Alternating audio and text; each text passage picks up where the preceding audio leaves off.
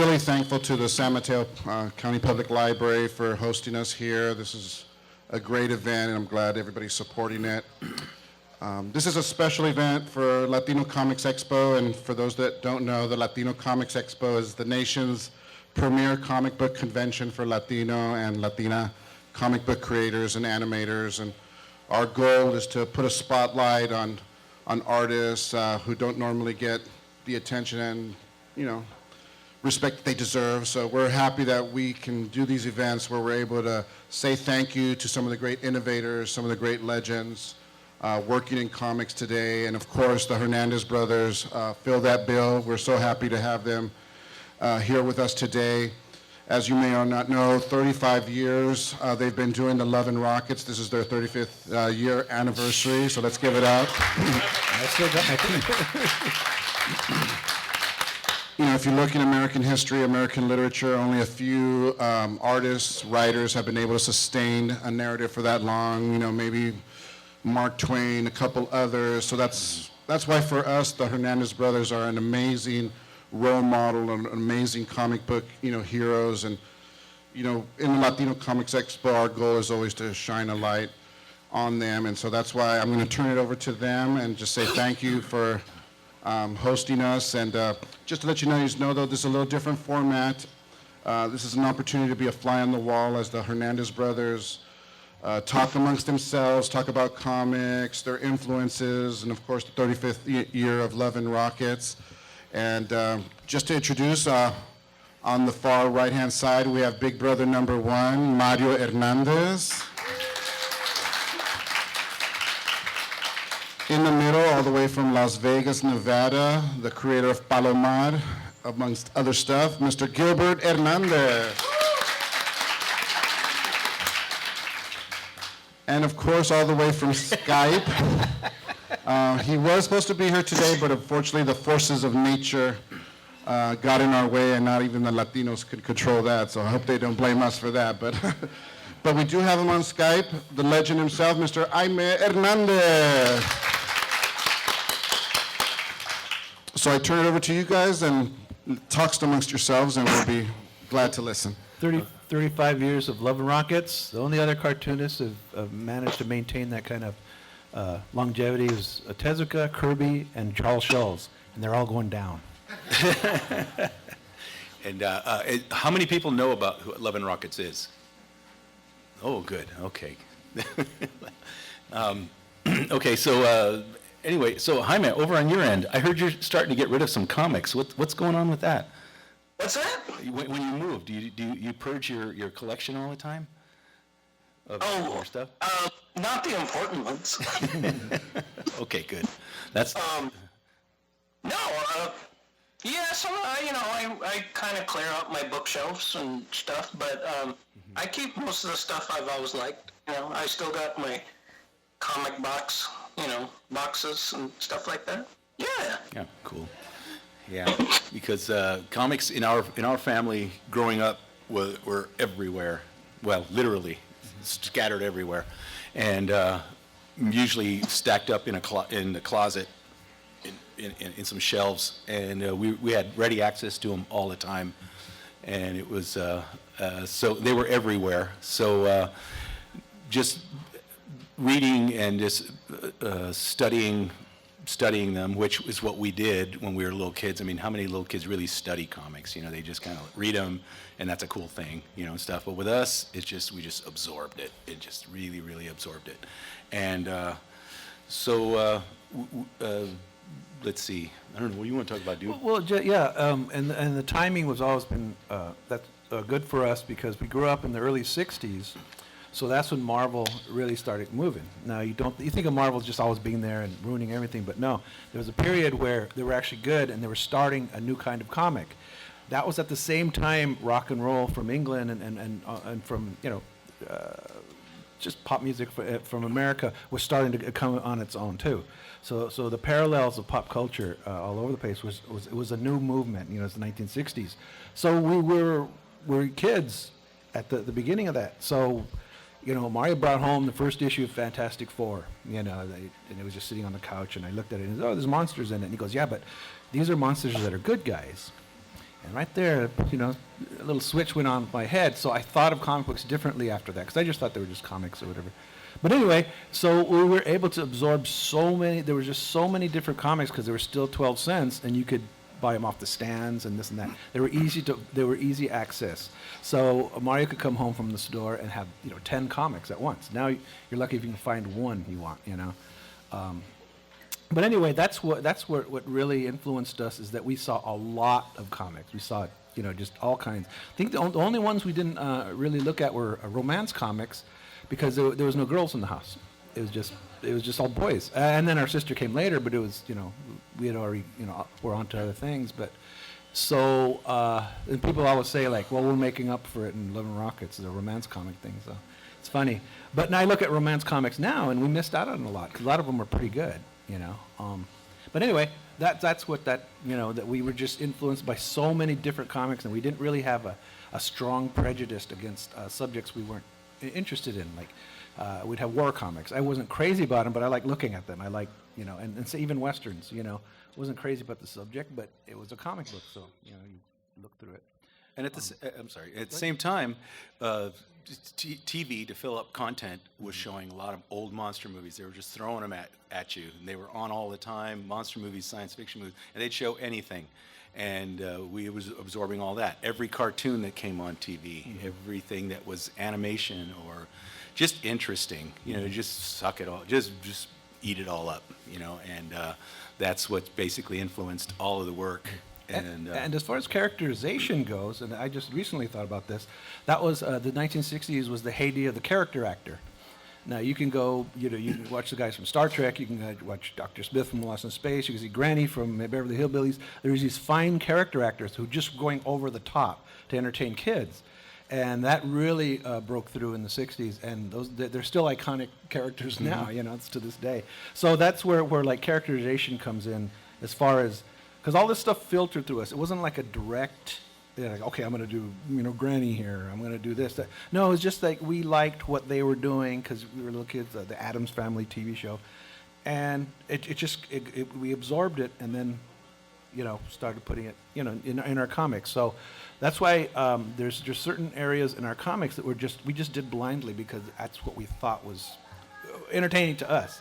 We just really lucked out that people liked it when they read the comics, because a lot of people don't have those same references, but they liked what they saw in the comics. So we really lucked out with that, just all the stuff we absorbed growing up. And most of the stuff was done, I guess, early on, just in comics for ourselves, just drawn on a typing paper and whatever. And that's where a lot of these ideas got developed, by just doing these comics for ourselves and stuff. And then, everything developed from there. It got started when I was 5 years old, and our mom wanted us to shut up. We're wrecking the house, and she said, make drawings or comics or whatever. And so you started drawing a Superman comic as a guide for me to draw, because we used to sit next to each other on a desk, and Mario was drawing a Superman comic, and I go, I can't do Superman. So I came up with, Spaceman. And it was just with ballpoint pen on, writing paper. And I remember doing my first comic when I was 5 years old. So it's kind of weird to think that I've been doing, And that's pretty early, too. Yeah. Because that's when I discovered comics at 5 years old. Yeah. My mother, I saw a comic spinning rack, and I just, the colors, just got me.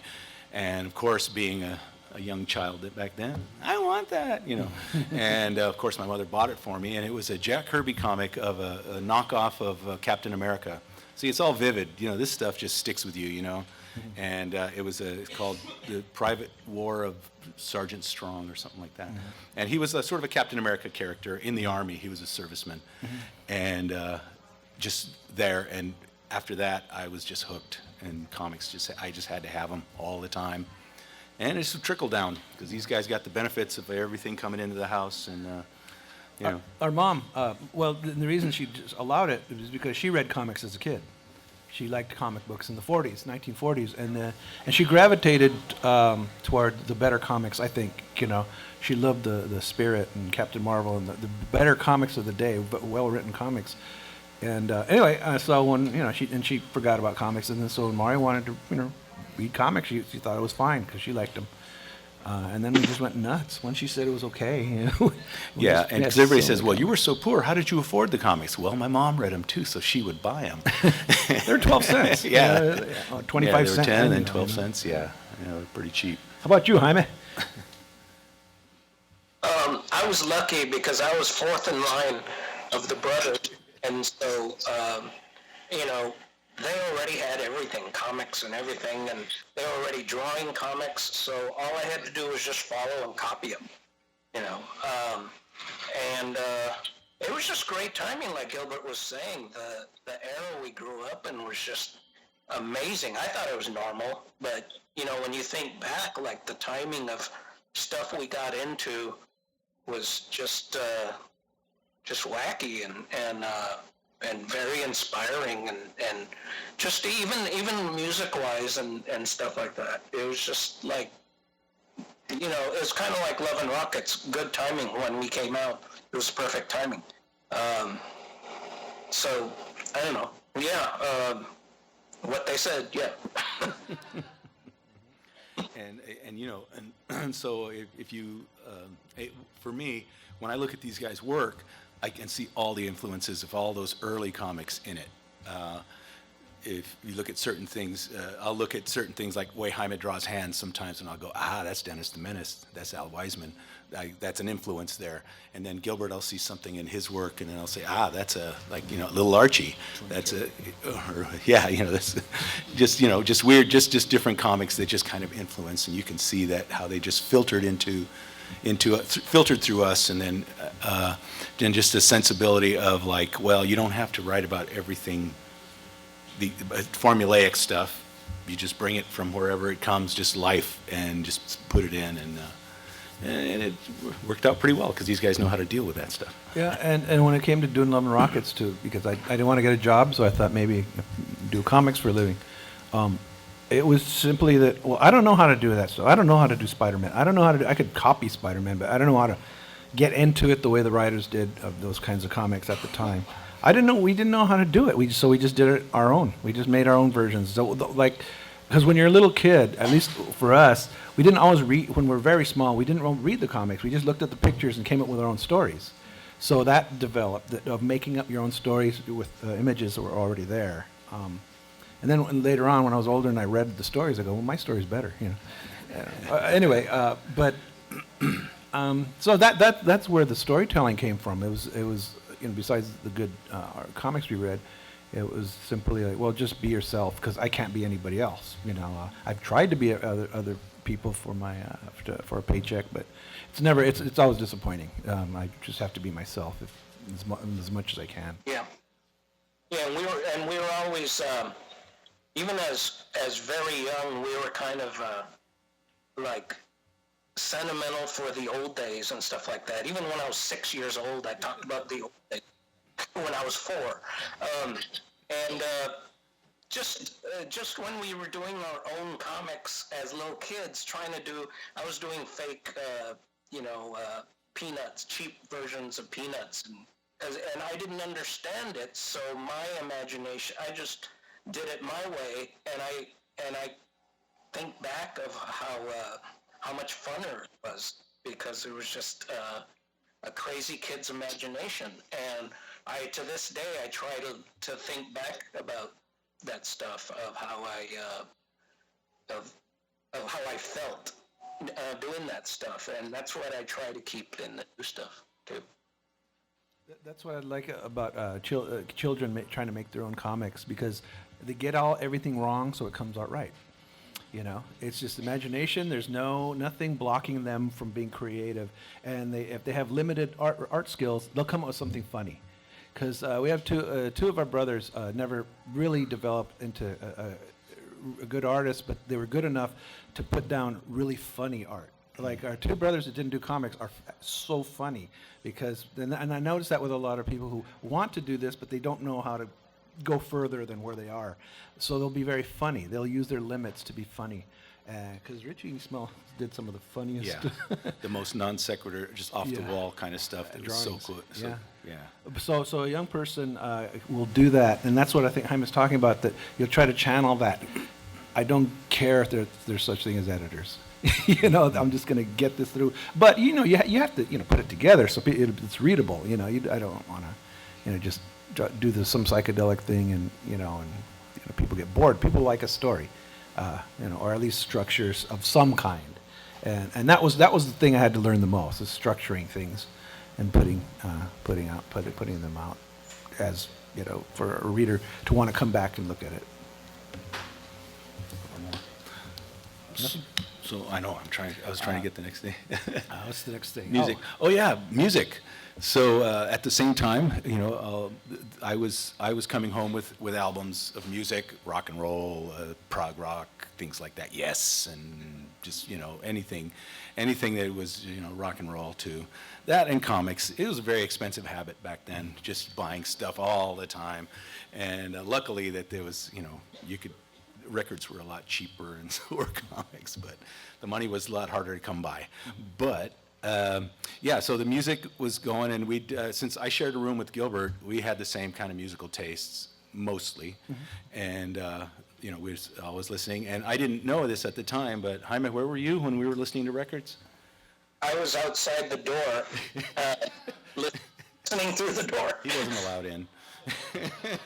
Well, see the time. I was the cutoff. I was the little kids who weren't allowed to do the big kids. With the teenagers. Well, yeah. we're stoners. I mean, that's.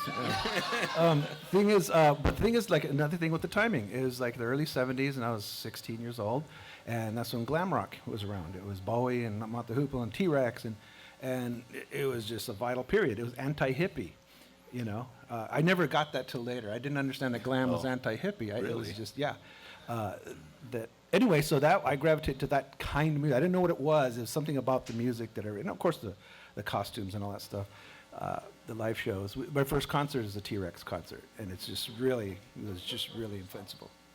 And so the timing is good. We lost interest in comics except for our favorites, like Jack Kirby. We'd follow Jack Kirby, we'd follow a couple of artists, but it was just sort of out of habit. We weren't that interested in them at the time. I know that's where, for most people, that's where comics begin. But for us, it was just a little quiet. It was a little slow for us. So we emphasized music. So bang, late 70s, punk rock. That changed everything. It was like it re-energized us to enjoy music again and to get into comics, but there was no comics. We read heavy metal magazine. We read other things, but it just didn't quite connect to the energy that we were getting from punk music and new wave and early electronic. Mainstream hadn't figured it out yet. Yeah, hadn't figured it out. So no, we knew how to make comics. So we thought, like, well, if you looked at a comic, except for Archie comics, if you look at a comic book that talked about rock and roll from Marvel, DC, it was terrible. I mean, these poor 50-year-old guys had no clue how to draw a guitar or draw what it was like to be in a band. Because in those days, it was brought to you on the radio or TV. You didn't, 50-year-old guys didn't go see, Question Mark and the Mysterians. They didn't go to clubs. They didn't do that. So they just saw what they put on TV and this and that. So since we went to concerts and we went to punk gigs at clubs, we knew what it was like. So it was basically to fill in pages in the comic, especially with Jaime. I mean, he knew that world. He knew it. And we hadn't seen that comics, and we figured we were regarded more as an underground comic because it was black and white. People, we could just do whatever we wanted. We just put in whatever we wanted, just as long as it was truthful to us, to a degree. So you want to talk about that, Maggie and Hopi and stuff? Oh yeah. It was, by that time, like he was saying that comics were not doing it for him. In the big part, I still read them, I still collected them, but I was having more fun hanging out with friends and going to clubs and things like that.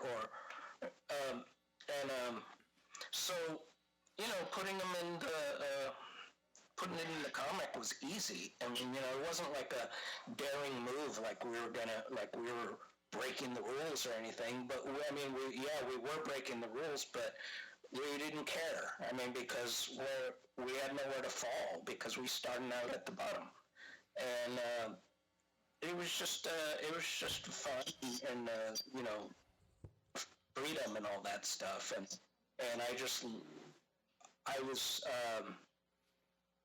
I really liked a lot of the punk girls. they were very alive. They weren't like women Organic hippie. back home, you know. Airhead hippie girls from high school. Yeah, I know. Yeah, peace, man. What's that? They weren't like the airhead hippie girls we grew up in high school. Yeah, and they were just like, they didn't give a shit either, and that was part of it. Why I like doing those characters, because they don't care, I don't care. You know, let's just do this. You know, and for a while there were people who were saying those girls don't really exist, do they? Meg and Hopi are kind of a fantasy, right? And I just go, there's hundreds of them, thousands of them out there. I see them all the time. I mean, where are you hanging out? You know, and it was just, it just puzzled me, and I started to believe them. Like, well, maybe I am kind of like stretching the truth here, but you know.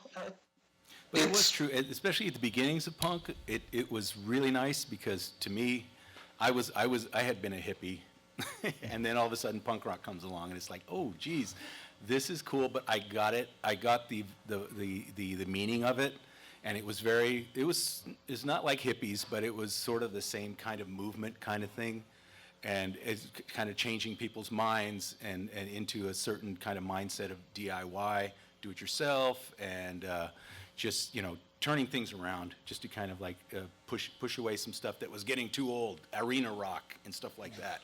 You know, it's just getting too bloated and too out of hand. But in the beginning, punk rock was really cool. You'd get in what they used to call mosh pits now, or whatever, but they used to call them slam pits back then. And you'd get in there, and if somebody fell down, somebody would help you up. It was very nice. It was very nice. But then, you know, the media gets a hold of it, and then they start showing all the negative aspects, and that's what everybody gravitates to. Being human, they figure, oh, good, this is a license to do violence. Mm-hmm. So, you know, so it was a kind of a mixed thing. So a lot of punk had this stigma of like, oh, it's awful because look at these people are worse than hippies. They're going the other way. They're going to Satan, not to the sun. And so, yeah, and, you know, just went from there. And so I think these guys brought along a little more of especially Jaime, brought along more of a vision of like what we used to remember, how these people are actual people. And they, you know, they have real lives and they have their own problems and stuff. There's, you know, but they've got a different mindset of how they want their society to be. Mm-hmm. Anyway. Yeah, it was about humanizing, you know, any characters that we wanted to do. Jaime was doing the punk girls, I was doing the Latinos in Palomar, and you couldn't turn on the television set and see that, or you couldn't go to the movie and see that, or at least in a respectful, humanistic way. They were always villains, clowns, whatever. Or noble savages. Or noble savages, which is, you know, okay, but... And it's funny that it reminds me of when Jaime was saying that they kept insisting, Fanographic, insisting that Maggie Hopi didn't exist, that world didn't exist, we're romanticizing something that doesn't exist, but they weren't there. We went to the clubs, we were on the street, we talked to the people, we hung out with them. So they didn't get it. And like Jaime said, we kind of, you know, thought about it, and it took them over 20 years to come up with the movie Juno, which is basically a Hopi movie. And it took them that long to figure out, oh, it's a person. Oh, there's something here, you know. And I'm like watching the movie going, this was like 25 years ago. You're barely doing it now, but that's movies, you know. That's what, you know. Oh, I thought you were going to. So anyway. I mean, I like Ellen Page and that stuff, but it was especially on the Trailer Park Boys. Yeah. That's where she got started. And no chance of a Love and Rockets movie coming out unless somebody's... Well... Really, I can't say anything yet because it's always, you know, got people in the way. But Is it Netflix? I hope. There's a possibility. Don't hold me on this of a streaming show with some of the material. That's all I can say. Yeah. And not that long, not too far in the future. But we'll see. I mean, I can't really say anything right now because it's really people just saying, yeah. Well, see, this is the trouble with Hollywood. You get yes to death. Yes, yes, yes, yes, yes, yes, yes, yes, we're going to do this, and it's 10 years later. Well, these things take time. Mm-hmm. Yeah. You know, so it's just difficult to sell something like that to the suits, you know, unless they get Big return. Big return, yeah. And it's just, hey, we're going to do a story about a small Latin American town. And they're like, who the fuck wants to see that? Well, that's, yeah, exactly. Yeah. Oh, everybody, except you guys, So anyway, so there's, I'll keep everybody posted on that, but it's looking good. That's all I'm saying. My wife's going to kill me for letting a cat out of the bag, but that's all I'll say. Because we've been disappointed for 35 years, so. Yeah, they want to change everything. Basically, what they want to do is just own the name to say, Yeah. to tell other people, look, we got Love and Rockets, well- and we're not doing anything with it. Ha ha. Back in the day, we would do the meetings and stuff, and they'd look at me, hey, this Palomar thing. It's, yeah, I'm your biggest fan. Do they have to be Hispanic? I mean, it's a cliche, it's dumb as shit, but it's something you really do hear. And Jaime, didn't they tell you, couldn't you do this at the beach? It's cheaper to film at the beach, not in the barrio. I think that was one of the meetings you guys had. I forget. I don't remember that. But, yeah. Or maybe that was Gilbert. I don't know. We heard a lot of dumb stuff. Yeah. So anyway, let's see, where are we going here? So now, modern days. How are you feeling about the new Love and Rockets thing? I mean, you guys go through this changes every few years because, and I know a lot of it is because of workload and stuff like that. But anyway, how you feel? Are you feeling more comfortable now with this new time frame and stuff? I have to get back to used to being doing 16 pages an issue instead of 50. So, but I'm digging it. I'm not as fast as I used to be, and I was even slow then. So it's hard to figure out how much work I can put out. But I'm still excited still to tell the stories and stuff like that. Doing a new package is not that new. I mean, it's just, how you sell the thing, and that's up to them. I'm just happy we're still able to do it. Right. And so it's not as much pressure, I guess? Yeah, or- because, I mean, I like doing the annual. It just made sense with the market is that when we were, the bookstores weren't getting, before we started doing the annual, the 100-page book, the bookstores were getting reprints. And they were complaining that, and that was the boom of the graphic novel. Graphic novels were coming, they're all new, and Love and Rockets was reprints coming in the bookstores. And they said, why don't they just do graphic novels? Well, nobody can just do a graphic novel, especially doing Love and Rockets, because we serialize everything. So Kim Thompson, the co-publisher of Fantagraphics, came up. He did all the figures, and he said the best thing to do right now is turn Love and Rockets into a book and sell it at the bookstores. And sure enough, it worked at first. It was like, yep, it sold. The bookstores wanted it, and this and that. And it freed us at first because there were so many pages. I could do really long stories and not have to continue them. I didn't have to serialize them. And then after one issue and then the next, it just became so labor intensive to be doing one comic over the whole entire year it just burned us out to a point where now what do we do? This isn't working for us. I mean, it was working for us as a package, but it wasn't working for us in the creative sense. It was wearing us out. Yeah, I remember it. I would rewrite scenes because I thought they were old, even if no one had seen them already. And so it just started driving me crazy, just living with it for a year, and it's nuts. Yeah, and we grew up with, with 12-cent comics, 15-cent comics, where you bought the new Fantastic Four every month, Not that we're going to do that, but I'm just saying we got used to reading comics. I mean, you would get a stack of comics to read, and, some you'd read, some you'd just flip through, but there was just that freedom of growing up that way, a new cover. Things like that people don't think about. You get a new comic book because it has a new cover, and you open it up and it has a new splash page. It's new for a young person, and it was always new. So after a while, the book thing and the graphic novel thing, that was okay for a little bit, but then it just got tiring. And a lot of cartoonists have fallen by the wayside because this was about 10 years ago or so when the graphic novels was happening, that they would show, people at Fantagraphics, really good 8-page stories. I mean, really good ones, really good. And they go, okay, this is great, now do a graphic novel. and they disappear. Because not everybody's going to spend, 3 years of their life on something that's not going to pay the bills, or even get noticed sometimes. And some people just don't have long stories in them.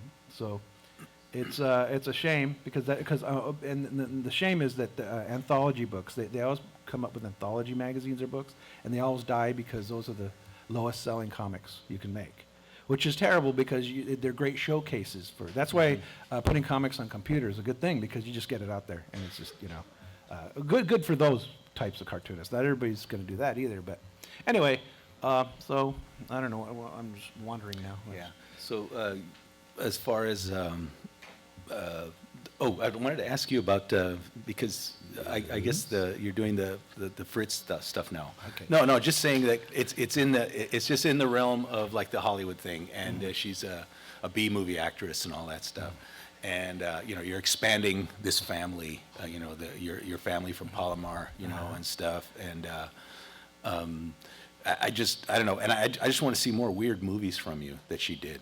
Yeah, well, see, that's the graphic novel problem. I started doing the Fritz books, and I was going to put out one a year, but they became so labor intensive, and I got so behind on them that I had to have other jobs to make a living. And pretty soon, you're just making comics all the time, just constantly. And where am I now? What am I doing? And I finish one, and you can't go to the same publisher you just finished a book for, because they have to promote the book, they have to distribute it, they have to do all that stuff, and so they can't. It's not like doing comics where you're paid all the time. I do comics for a living. I mean, and it's a mistake, but that's where I am. So anyway, I'm trying to work out what I'm probably going to do, because I'm going to move those stories, those Fritz stories, out of Love and Rockets, because they've gotten such bad response. Probably the worst response I've had for stories since Love and Rockets started. Yeah, they're the worst. Well, I mean, if you believe the haters, there's a hater world out there, man, and they don't just dislike, they hate. So, and I see that it's just so those particular stories are just so mired in continuity and all this detail going on. I can see how it's difficult to follow, and if you don't care what's going on in them.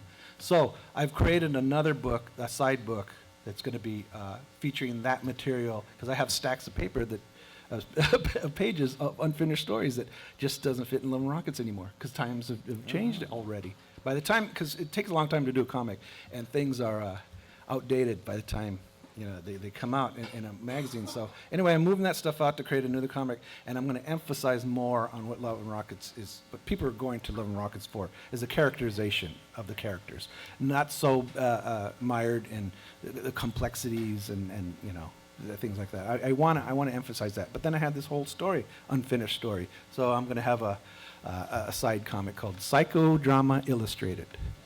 And it's the darker side of the Love and Rockets characters. It's still the Love and Rockets characters, but the darker side, where I can just get as sleazy and indulgent as I want to. And Love and Rockets a little more reader-friendly. Simply, here, you want to read Love and Rockets? Here, read this. And it'll be easier, at least for my work, for them to get into my work, because there's just a lot of visuals and the other stuff that people just, I don't want to read this, You do, but not everybody. So anyway, yeah, I just like the haters have alerted me to change gears, or I'm going to abandon you. So I was going to say, so it sounds like you have some backlog stuff, like you said, and stuff. Jaime, do you have like a boneyard you pick from? And say, oh, this is about time for this story. Because I know some of the stories I did for Love and Rockets way back in 100 years ago, they were the world wasn't ready for them yet. I've had stories like that. I go, this is not, the story's not ready, and the world's not ready for it, and it eventually comes out. But anyway, do you have anything like that? Not as much as Beto, but yeah, I got stuff in the back of my head mostly. I rarely write notes, so if I forget, they're gone forever.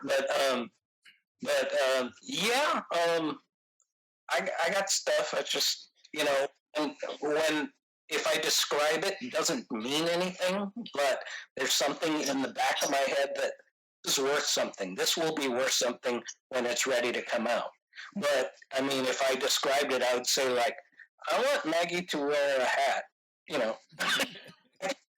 Simple as that. And but the more as time passes, it starts to build, and then when I start the story, it starts to write itself, and it changes from its original idea, which is, I would say, 95% of the stuff I've always done. It always starts with one thing, and it rarely follows through how it originally was. It's always rewrites itself, and I always have to remember, I wonder why I did the story to begin with. And once in a while it'll come back to me and go, oh yeah, I wanted to do Death of Speedy because I wanted to show the guys hanging out, low riding and stuff like that, and that was all. But it became this other story, totally other thing, and that's most of them happen. So, Yeah. so A lot of stories are kickstarted by simple indulgences, like he says, Maggie wearing a hat, Maggie wearing a leather jacket. I just felt like drawing Luba digging a hole with and she's dirty, and so that's what American Palomar came out of. Just these little indulgences, like and like I said, our history of reading so many comics, you come up with the indulgence, and the rest follows. But like he says, you can change track as you go along, and you forget why you started in the first place. But a lot of it is too. Sometimes the characters are so powerful that you know what they're going to do, what they do, and what they can't do, and everything. But and it kind of evolves into like this whole, sort of like they're writing this story. Yeah. Sometimes you have no power over it. It's really weird. You'd think, like you're the creator. I'm drawing this dang thing. This person's going to do this, but it just you get into it, and it just is like, nope, that's not going to work with that. It has to be this other way. But And you it's but really- you have to become aware of it though, because Right. that's a trap for being repetitive, because your brain's only going to allow you to do that for a character that writes themselves, but they're going to keep writing the same thing about themselves. And that's when you have to catch yourself and try to break away from it and bring in new characters or shift it along the way.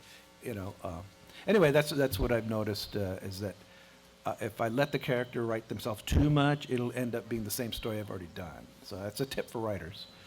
Yeah. Well, the thing is, too, is a lot of times people think creativity is just like, wow, it must be so cool. You just sit there and think of these cool things. No, creativity is this. Pretty much. And you're just like, Yeah. Yeah, a lot of times. And it's just really a bear. So, it's a tough one sometimes to really focus. And then sometimes you're in the middle of a story, and you're like, how did I get here? I hate this.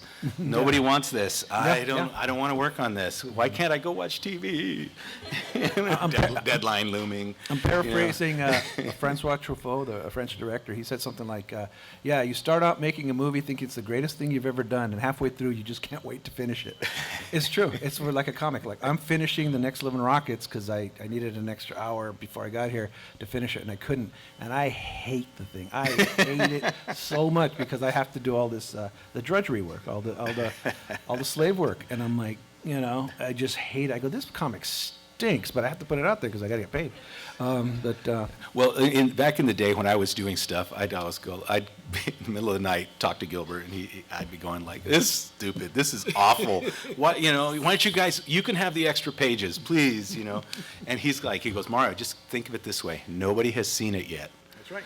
And I had to keep telling, and it just went, bing, okay. You're just too close to it. You're too close to your creations, and it just sometimes you need an outside. Somebody outside looking in, hopefully somebody with some brain and creativity in them, or you're going to get these haters that say, oh no, this is a stupid way to go. But a lot of times, like I said, it's just disembowelment.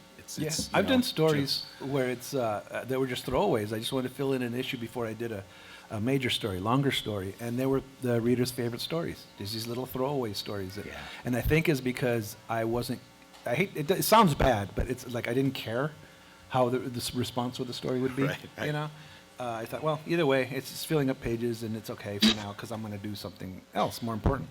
And some of those stories are like sometimes they're 3-page stories. There's some like I did the story of Frida Kahlo in Love and Rockets. That was only because I was working on a story with Mario that I couldn't bring it together. I gave him a story that wasn't finished, which was really, really dumb. And it just kept going on, and we couldn't bring it together, and we were trying.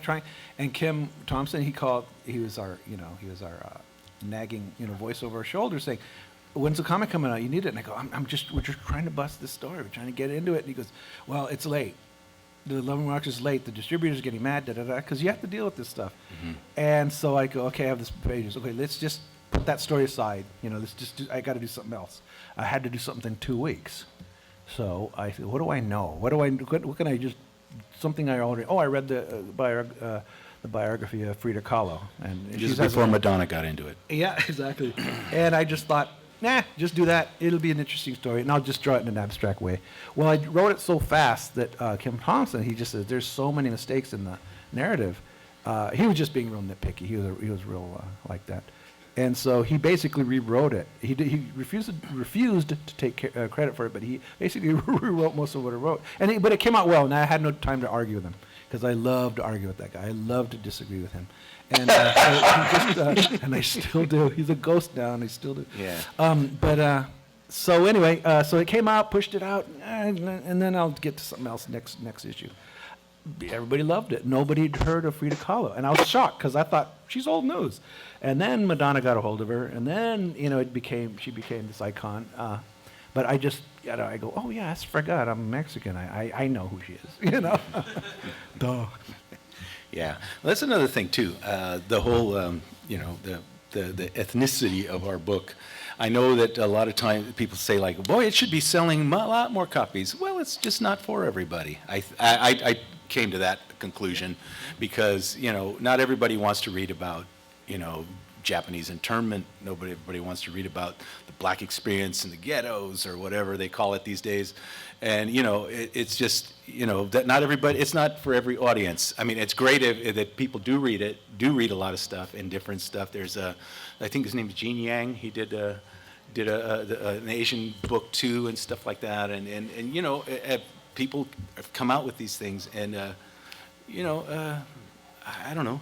You never know when, there's two cartoonists, equally good. You never know why one goes on to... There you go, that's where it's like being in a band. You don't know what two bands, they're equally talented, one takes off and makes millions, and the other one has to break up because they can't make a living, or can't stand each other, Bands usually can stand each other when they make millions of dollars. I'm serious. A lot of bands that stick together, like the Who. This is an old band. They hated each other so much that they would like get into fights and stuff. And Keith Moon, he was a drummer and he was a wild guy, and he would pick fights with the singer Roger Daltrey, who was a street kid. Well, he beat the shit out of Moon, and then what's the name? Pete Townsend would get his guitar and swing out the drum set. And they would get it. And the bass player was, serious-minded. He just goes, look, this is all we got, and we're pretty good, so let's just stop this shit and let's just do it. And he just scolded them, and they all like, okay. And then they became the Who, where it destroyed the Kinks. Those guys hated each other so much that they just disintegrated. That the Kinks aren't in the pantheon the way the Beatles and Stones and the Who are, because even though they're equally good, they just hated each other so much, and they would have fist fights on stage and this and that, and it just they were brothers. Well, that helps, yeah. And to this day, they just promoters always want a Kinks reunion, but they just hate each other so much. That whole saying, blood is thicker than water. I just say blood is thick. So anyway, but like I said, you never know who's going to be the one. They could be equally talented.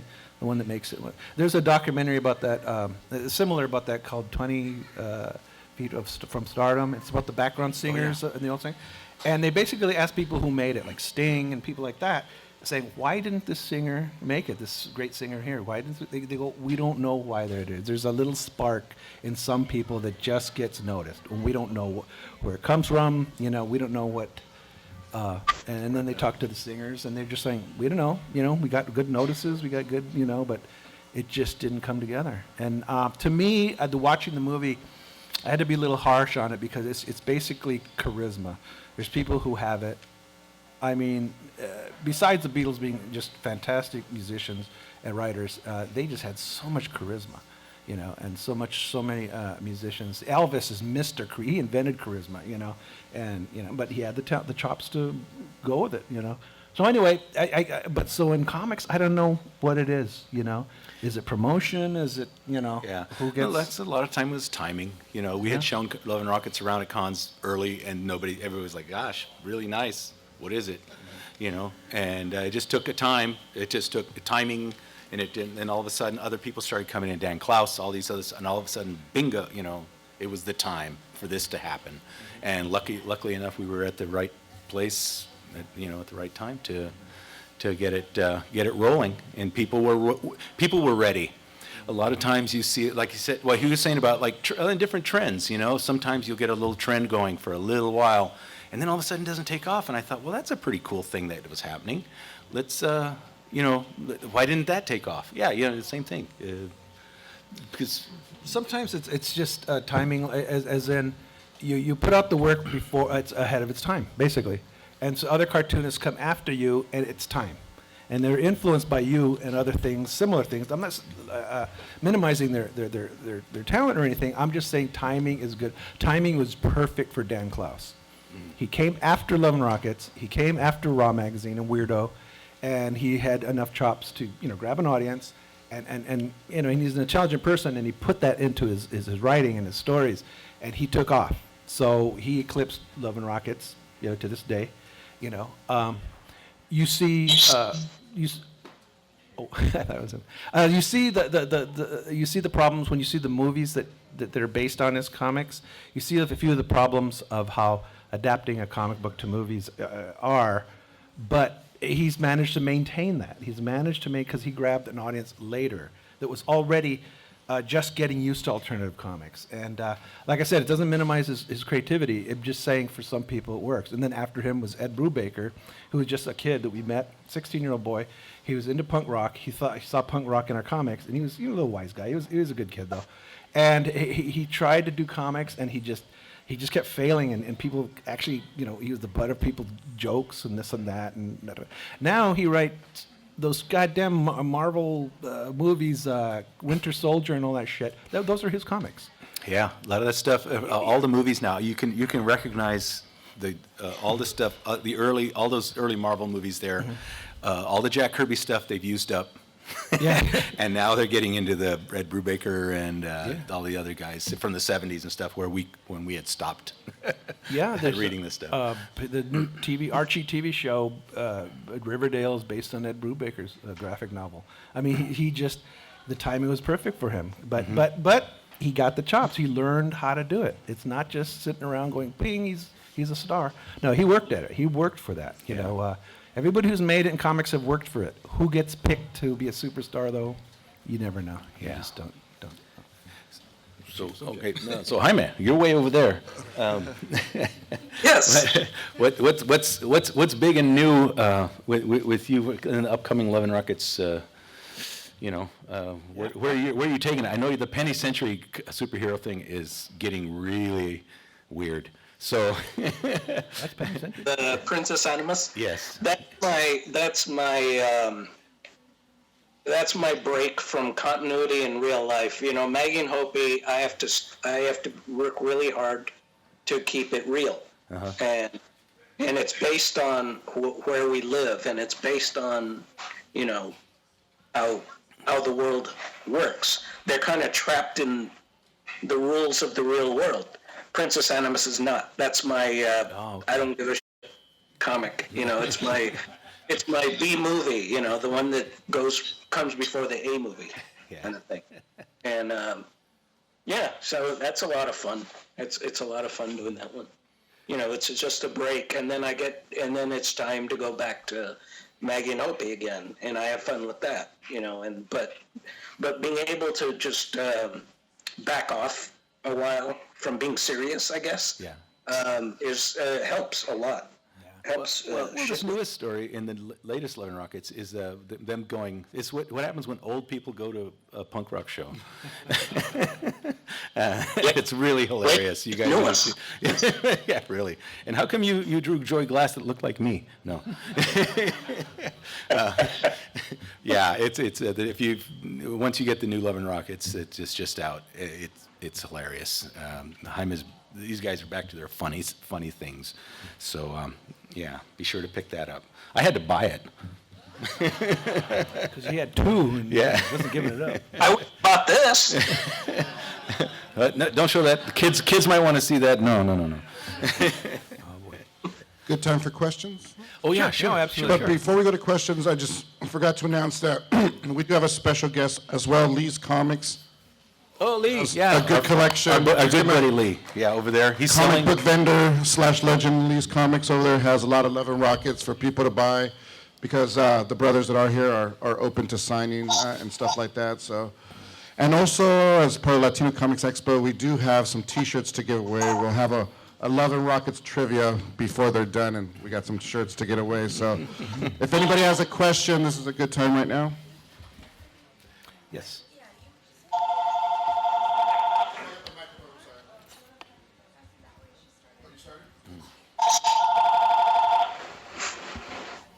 Oh, okay.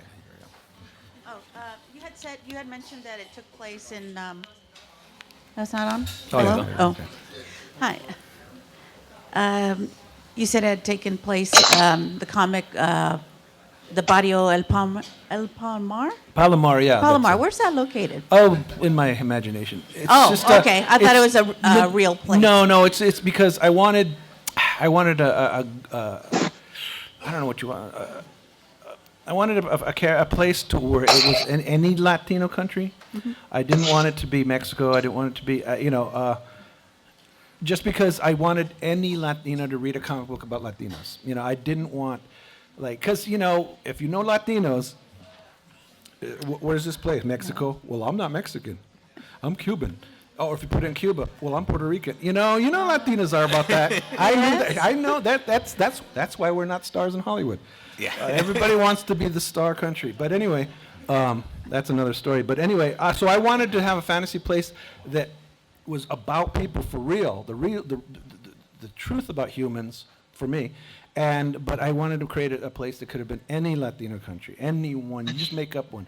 Hey, this is just like when I lived in the Dominican Republic. This is when I lived in, and that's what I wanted. That's what I wanted. And so I created one that all feel like we've been there or want to go there or that our grandparents told us about. That's what I want to do, and it worked out. It worked out fine. It's different, like I said, it's different when you work in Hollywood. Because it's like I said, everybody hates each other and wants to be on top. But that's another story because that's Hollywood. That's another. So and so Jaime, the same thing or the Okay. Oh, Maggie and Hoppers. yeah the hoppers the Oh, yeah, I was just drawing what I knew, our neighborhood in Oxnard, and I just tried to think of my own barrio name, what would homies call where they lived, Yeah. And I just thought Hoppers. That's so out there, like most barrio names, and so it was kind of like what Gilbert did, except I was doing specifically Southern California because I thought we needed it, because Southern California, nobody outside of Southern California knew what it was like. It wasn't Baywatch, and so I kind of went more specific than Gilbert did. I went the other way, and but at the same time, I never said where Hoppers is. Mm-hmm. It's in Southern California, but I don't know where. I don't myself don't know where it is. That's like I remember wanting to know where Riverdale was in Archie Comics, and one time they drew a map, and I go, I have no idea what state this is, and it just drove me crazy. Anyway, yeah. Any more questions? Sorry. I know that you guys mentioned a lot of your inspiration was kind of self-indulgent, but characters like Luba with the hammer or Izzy with the flies and stuff like that, were any of those actually inspired by kind of real events or anything? Combinations. I sound like Tiger Woods. Combinations. Just combinations of people. I liked Sophia Loren movies. And put her there. And then there was a gal that lived down the street, Juanita, and she was kind of like Luba. She had this way of walking down the street. She had a large chest, and she would walk like this, real slow. Real sweet woman, though, real sweet. But so I just applied a certain physicality to the characters, and then what I thought would fit that type of character. Like Luba, I just made her a firebrand just because of that. But if there's such a woman that looks like Luba, 25, let me know.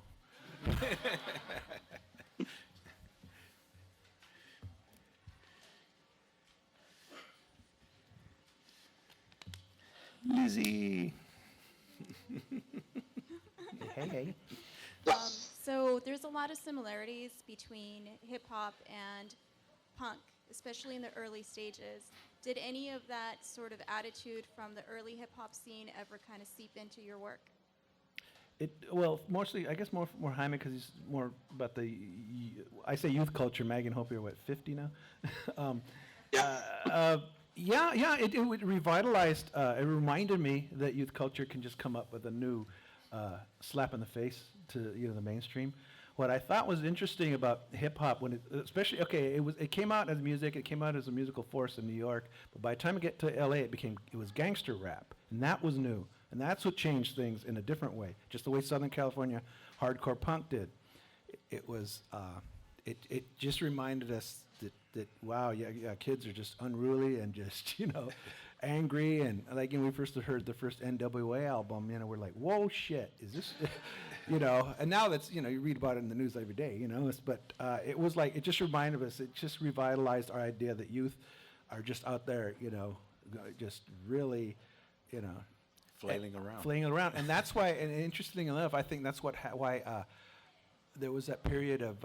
The shittiest period of rock and roll was the mid '80s with the glam hair rock guys, the Poisons and all those shitty bands. They were just reacting because the white rock and roll band was no longer the bad boy, the gangster rapper was, and because they rode a long time. Those rock star assholes rode a long time as being the bad boy. The partiers, we got the chick, we're like rock and roll, we're passed out on the couch with Jack Daniels. Well, you're an alcoholic asswipe, is what you are. And the gangster rap stuff was like, no, this is the streets, this is the shit, this is our neighborhoods, even like a movie like Boys in the Hood showed what it looked like, what it was like, and that changed things. And so it just revitalized us to just like, whoa, pay attention, all right, this is good, even though, keep the guns away. Got one over here. A trademark, I feel, for Low Rockets is just the incredible dialogue and interactions between the characters, how it's captured so realistically, but at the same time, there's such an interesting juxtaposition of your fictional universe you guys build, and I'm wondering, like, how are you able to, like, what is kind of like the process you guys go through to really capture the spirit of these characters? Like, I know, like, a lot of it comes from your own experiences, but, like, do you guys, like, sit there and, like, interact as the characters at all, or, like, put yourselves in position of the character's mind as you're, like, writing stories, or?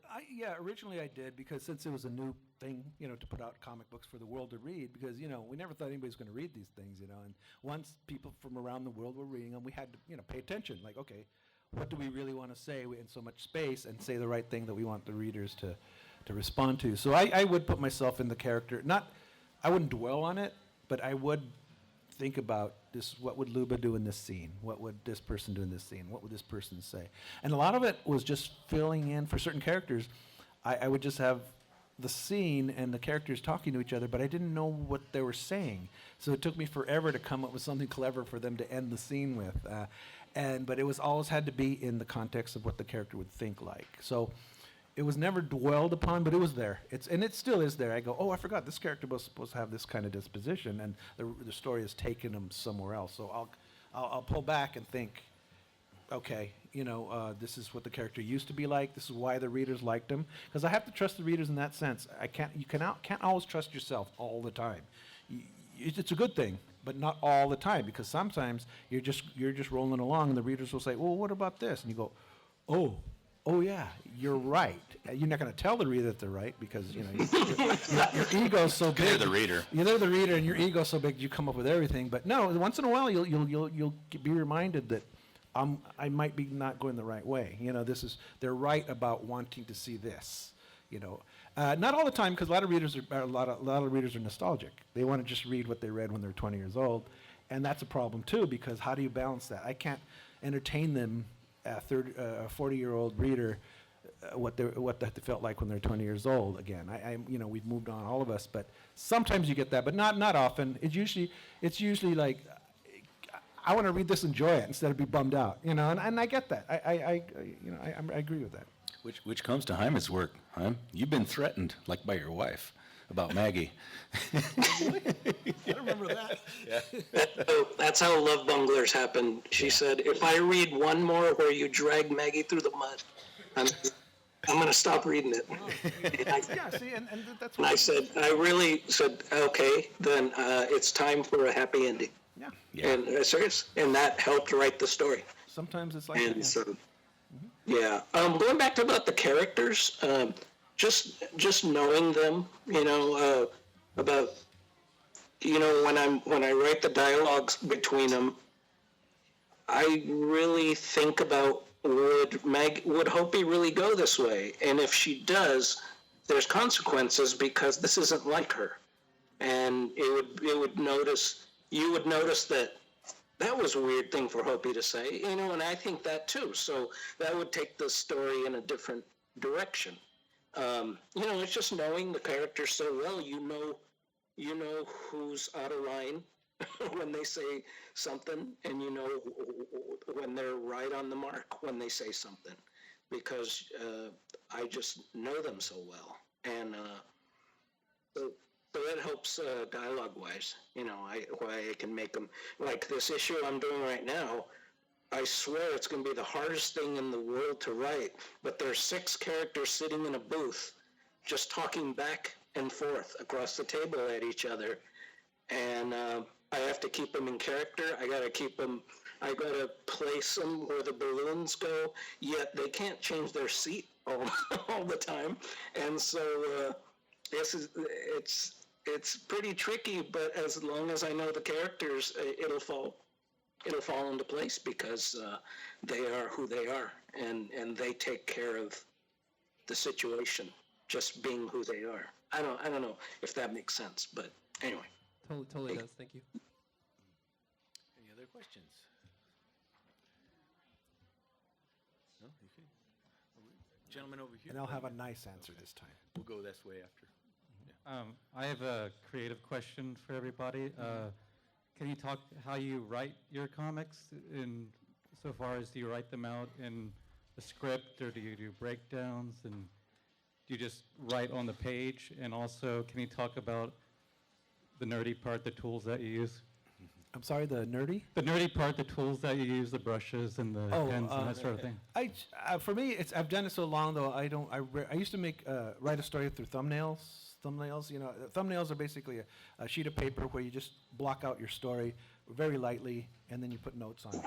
Well, I stopped doing that and just putting it directly on the page, doing that same thing on the page, and putting notes in the borders, around the little borders, dialogue and things like that. And then, stupidly, sometimes you erase them. You think, oh, what are these words doing here? Oh, and so you have to rewrite it. So I'm pretty much right on the page. I do find that when I go back to the old way of sketching it out first, that it does work better. Sometimes I'm too in a hurry to get to it. So that's how I work. I write it as I'm going along, basically. I don't really have an idea at first. And usually, like we were talking earlier, you start out with an indulgence. They're going to wear these kind of shoes today. Or it's winter, and I'm going to put them in coats, and they're going to be walking through, and the trees are going to be bare, and they're going to be walking through the scene. And then a scene and our dialogue will evolve from there. Sometimes that's hard to do because sometimes you do start drawing it. And I've done stories where I've drawn them out and had no story at all. But I have the characters talking and doing this and that. So I've learned my lesson to where I don't ink the expressions on their faces, because normally I get to the inking and then I have to white it out because they have to change expressions for the dialogue. Because I've mistakenly done stories where I've just had to adjust the dialogue to the expression I've already drawn, and that was bad. That was a bad idea. But it was a learning experience, and so I don't do that anymore. And I just basically use a mechanical pencil for my work. We don't do it on computer. It's just the sheet of paper, and you put half-inch borders around it, and go from there. And And remind yourself, like, oh, this is the way the head should be tilted because you have two pages facing each other. And you don't want to repeat the same head being tilted a certain way. And you have to think about things. Even if you drew the best head in your life, it's the best penciled head, but I have to change it because I'm too lazy to go scan it and do all this stuff, and I'm just like, and then I'll just redraw it. And a lot of times your first drawing is your best one. Yeah. And you destroy it by inking it. It's happened. And Yeah. so, anyway, so I just basically use India ink, the rapidograph pens for lettering, and a straight edge, and it's pretty primitive the way I still do it. I mean, Yeah, it's still on paper. Yeah. It's your imagination, a blank piece of paper, and a writing stick. That's what I tell people. That's comics right so there. it's cave drawings, Yeah. for us, Yeah. If it ever went to computer because just the way the world's going with technology, that's fine. It's just that we're going to still make the comic the same way. We'll just scan it and have it put on the computer. But drawing with a computer, I've tried, and it's just impossible. Even with a good stylus and stuff. There's an artist, very, very, very slick, good artist, Brian Bolland from England, whose artwork is very coveted because it's really detailed line work and this and that. And he found a computer and a thing, such a setup to where he can draw exactly like he did with pen and ink on paper. And it's faster, and you can do all the tweaks and all that stuff you can do. But he doesn't have any original art to sell. And that's how a lot of cartoonists make a living, Yeah. by selling the original art. So there's no Brian Bolland art after 1995, paper work, It's hard to hang in museums. Yeah. So anyway, there's that. But I just work really primitively. The thing where we can't be teachers, we can give you tips and stuff, is that we've been drawing comics since we were 5 years old. So we can't really say, a lot of questions we get from younger people going, well, how do I get to do a comic like Love and Rockets? I go, it takes 35 years. You can't, and they want you to say, in 3 months, you can be an artist. It's like, no, there's, if you want to do comics like us, it's different. We just trained ourselves over so many years. Yeah, there were no schools for comics back then. I mean, now you can take it in college or even in your local colleges and art schools and anywhere. There's comics and graphic novels being taught and stuff like that. And back then it was just all seat of the pants and just put it out and and just hope that people understand what you're trying to do. What is good though, the advantage of young people that do comic books quickly is that a type of cartoon is accepted now where it's very simple and direct, like an old Peanuts strip or something, but in their own style, so they don't have to take so many years to learn to draw that. They can hone it by, a couple of years or whatever, and if they're a good writer, you've got an audience, Like someone like Kate Beaton, she's a terrific artist, but she kind of just, if let's put it this way, if she was a bad writer, nobody would look at her stuff. It's good art. I think it's really good art. It's really expressive. But if she didn't have the writing that she does, people wouldn't care. They'd go, well, what's this, a kid drew this? But you read it, and with the art, it's perfect. She's a really good artist, So that's the advantage of today. Because in the old days, you're intimidated by guys who came from the EC story, and illustrators. And these guys, like, nobody's going to know what I'm talking about, but Wally Wood and Reed Crandall, these effers could draw, man. And it was intimidating. You'd open up the Sunday newspaper and see Prince Valiant and go, I can't do that. I want to do that, but I can't. So what's the advantage now is it's all about personal connection with the readers, and it doesn't have to be a detailed thing. I miss the detailed art in good comics, but I can see why it's popular and why it connects with people. I can see that. And it started more or less with Peanuts, that you could draw in a simple way, but still connect to people. It's the most famous comic strip of all time, and it was good. So, Jaime, you were getting something? Or? What's that? Oh, yeah. I was just going to show you how this is how my comic There you starts. go. Yep. Dialogue. Yep. Just write, scratch out, write notes on the side. Oh, there's Ricardo's phone number. And just See it, Jaime. and I write out this stuff, and then I rewrite it, and this and that, and Can't see it, man. Can't see and it. then I get to the page. Oh, okay. I get to the page, and I use the script up till there, and then I start rewriting. And then I restart rewriting on the page. And it's just like, I don't know, it's just different ways. Sometimes I will go through a complete script that I wrote down, but most of the time it's just like, after this, it's anything goes, you know, and I'm just rewriting. And if I erase that, sometimes I can't retrace it, you know. And, If you notice, the page he's showing us, you notice that people had faces and stuff. I've seen him where he inks directly on just blocked, like a circle, you know, where a person should be standing and just doing it. yeah, and you saw how crooked the faces turned out. Well, yeah, but I use guidelines now. less crooked than when I do them. So.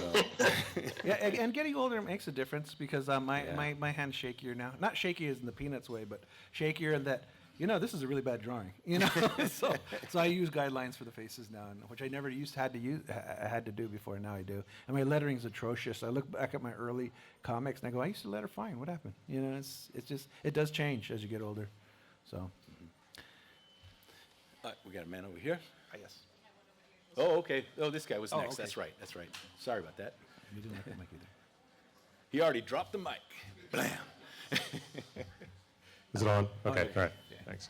I think for the older people in the audience, we'll look back on our youth, we see ourselves much differently, and I'm wondering, after 35 years of Love and Rockets, do you see, through the years, any imperfections in what you had done, things that you would would change now, or even the opposite of that, things that you look at now and think, wow, I'm impressed by what we were thinking and seeing, even though we didn't understand it as kids? Yeah, when I look at my early stuff, because I only look at it for reference. I can't stand it. You know, I see all the mistakes, and I'm like, oh my God, it was so bad. But at the same time, I see how much energy I was willing to put into it of just the detail of the art. I was so dense in that art, and with the dialogue and all that stuff. But there are little story points here that I just got cold feet, and I regret. You know, and it's not because it's like, you know, it went poorly. It's just that, why didn't I just go with the idea I had? You know, somehow you just get, you know, even, you know, when your books are selling well and getting good notices, you still think like something's not right. It's not always right, you know, complete. And I'll back off on things that I'm not sure about. And there's a couple of things that I'm not happy about. They're not major things, but but then I have to trust that our minds are always tricking us, or always screwing with us when we're not aware of it. And what you're doing is screwing up because in the future it's going to work better. And that happens sometimes, which I'm happy about. I go, oh, I made this mistake 10 years ago, and now it's better for this story. So you have to trust yourself that you're going to get through it. Well, what was the rest of the question? I'm sorry.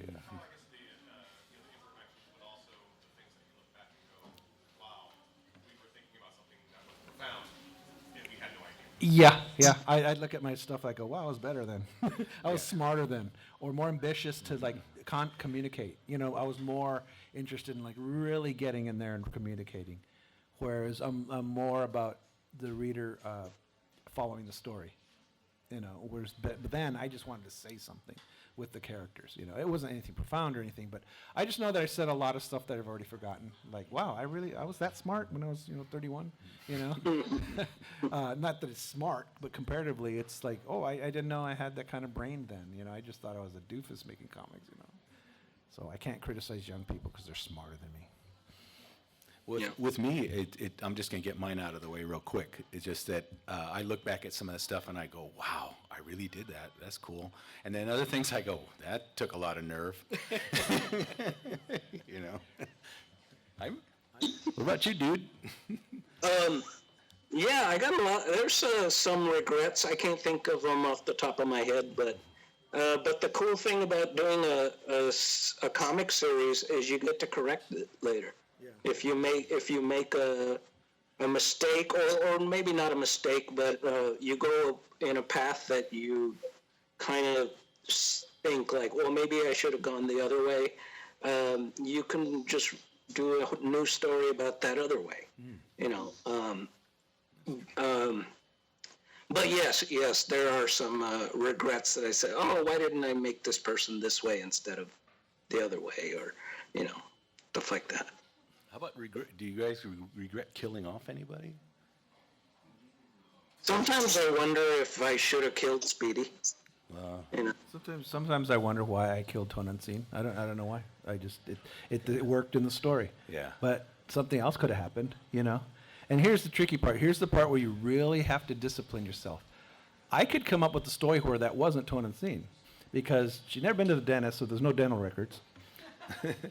They don't know that's her body.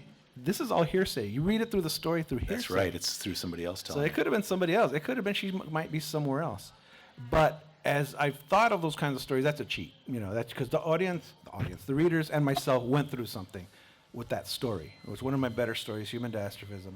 And we all went through this thing, and it happened, and it had the impact that it had. And it's been stolen a couple of times, the ending. It was stolen in the Lars von Trier movie, Breaking the Waves, and it was stolen for a Doctor Who episode. The ending, both of them were stolen, ripped off completely. But I'm not asking for a paycheck and stuff, but yeah, and there's a Doctor Who episode where somebody dies and it's raining ashes. They go, "Is it snowing?" They go, "No, those are ashes." Yeah. Is a Matt oh my God. And then at the end, I'm watching the movie Breaking the Waves in the theater, and I'm going, I know this story. And I'm watching it going, this is Human Dastrophism. And I go, if at the end the girl comes back with some kind of sign from heaven, I'll know that he got it from it. And at the end, sure enough, they go outside and there's bells ringing. And I'm like, oh, there you go. I mean, that happens. I mean, I'm sure I've swiped. Remember, this good artists borrow, great artists steal. Yes. On that happy note. No. All right. Any more questions? Okay, last question, please.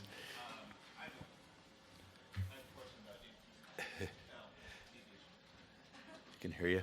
Button, that helps. Yeah, okay. I have a question about influence, and I've heard you talk about comics artists, directors, fine artists like Frida Kahlo, and in an interview that you gave, like for instance, I read you mention Jesse Marsh, and from now on, that's somebody whose art that I check for and that I've looked into because it was an influence on all of you. Are there any other artists, comic book or otherwise, that have kind of fallen out of the public consciousness whose work you think is still relevant, or? Well, as far as there's an artist who used to draw Dennis Menace comics. He also drew Bob Hope comics and a few other things. His a guy named Owen Fitzgerald, and he basically was an animator that could ape the Hank Ketchum style in Dennis the Menace, and he's probably one, if not the finest artist of human beings that I've ever seen in comics. Even though he's doing this kid style art, his humanity is so on the surface, or is so there, that he's not going to make a comeback or anything. He's just a fine artist that you just see how much humanity, and he's such an influence on me because he just had this natural feeling of just drawing people, even in this sort of quasi Bigfoot way, that just connected so well. And I look at Jaime and I look at his art over and over and over. And I go, God damn it, he just nailed it. Even though these are just Christian comics for kids, there weren't anything. He just had a talent. And oftentimes animators have a problem with. They're very superficial, very good, but very superficial. They don't dig into the human element. It's usually somebody a little more raw, like say Robert Crumb or somebody.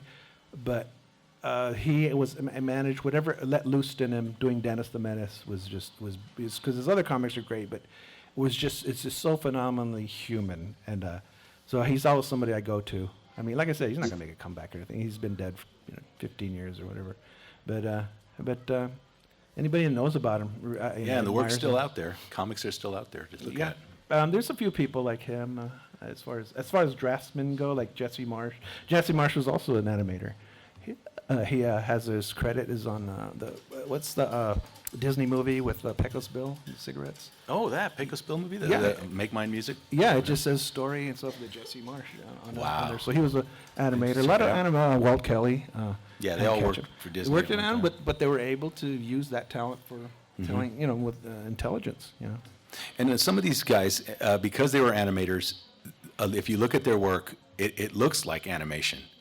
Dennis Jimenez, he was mentioning when Dennis is getting into some kind of trouble with him and his dog, and they're dragging the doghouse down the street or whatever, or jumping out of trees and stuff. You can look at it, you can see just the movement is all there, and that's that's what was really nice. These guys just had this sense of movement and stuff, and you can see that in some cartoonists like Kyle Baker and stuff, where this should be a cartoon kind of thing. It's just animation right there on the page.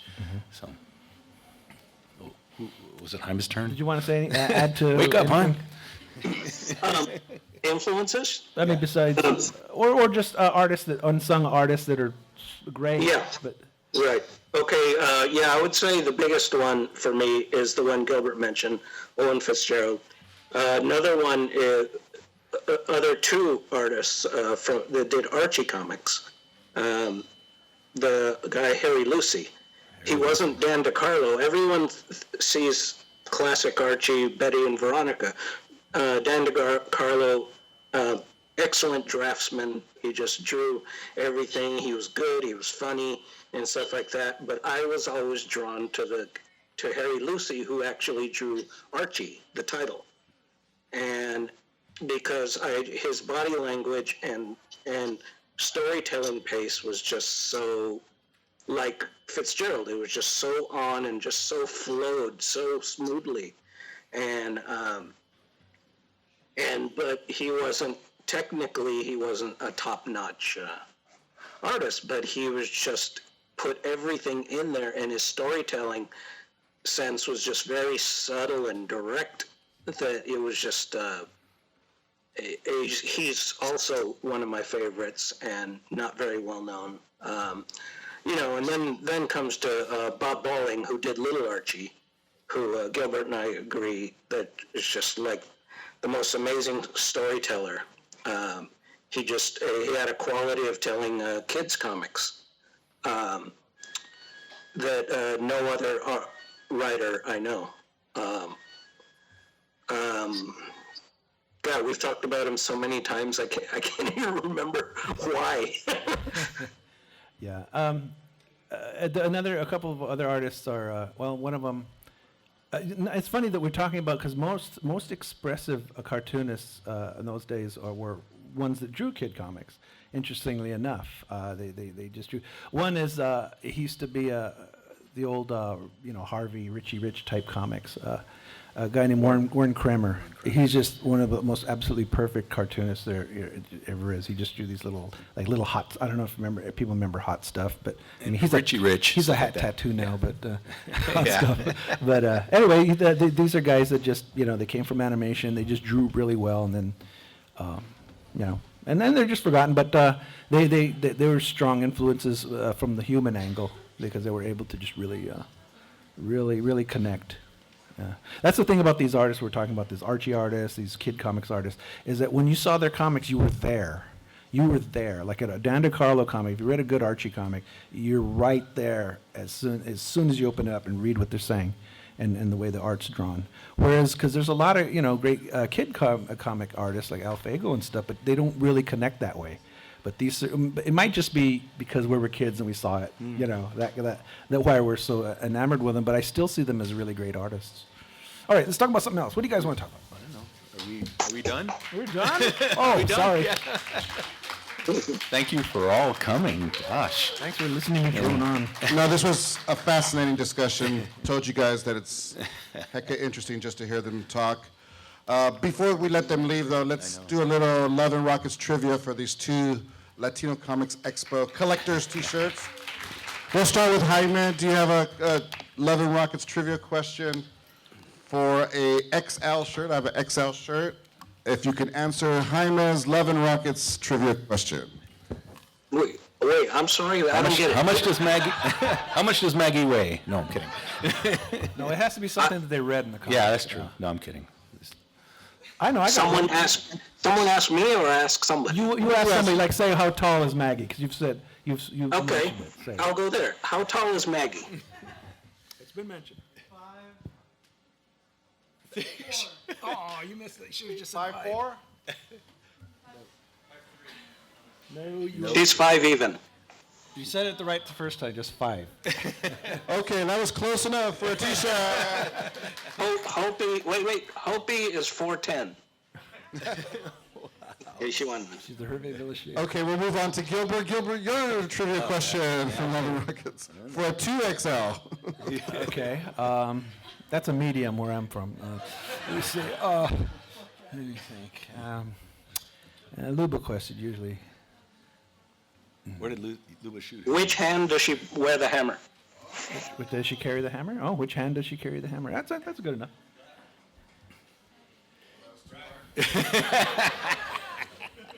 It's got to be right the first time.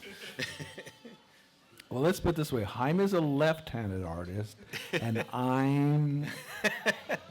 Right with his feet. She said right. Right. Whoever said right. Okay, let me come up with another one. What kind of not unusual for her, shoes that Luba wore for a little while? And they weren't made of leather. Yeah, Luba wore some shoes in the early days. What type of shoes were they? And some of the stories, she wore a certain kind of shoe that aren't leather or cloth or whatever you want to, it is. They're from another country. They're famous in children's stories. That's as far as I'll go. Wow. You guys have to break out Close? the old... Close. The hint is tulips. There we go. There it is. Wooden clogs. She used to wear wooden clogs, the Dutch shoes, Dutch. Thank you mud again, shoes. everybody. And don't forget that Lee's Comics is here selling stuff, so if Yes, you want please. the brothers to sign, and then I'll pass it over to Debbie for a final thank you. Thank you, everybody. So yeah, we're just gonna have the Hernandez brothers go in this room, and then we're just gonna have everybody line up outside of the room for signings. But thank you all for coming. It was great. It was great. So thanks. Are you going to come with us, Simon? I'll sign for you, man.